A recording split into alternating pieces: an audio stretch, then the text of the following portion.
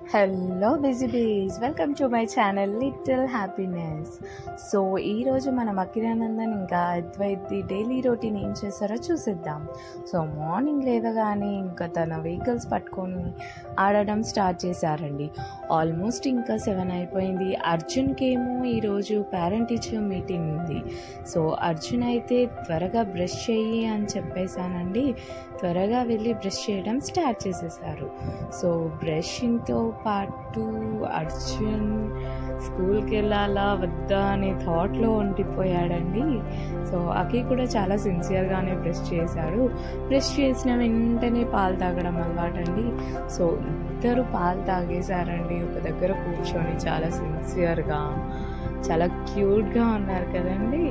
వెంటనే ఇంకా దోశ కూడా తినేశారు. ఇంకా స్కూల్కి వెళ్ళాలి కదా అని గబగబా స్నానం చేసేసారండి ఇద్దరు.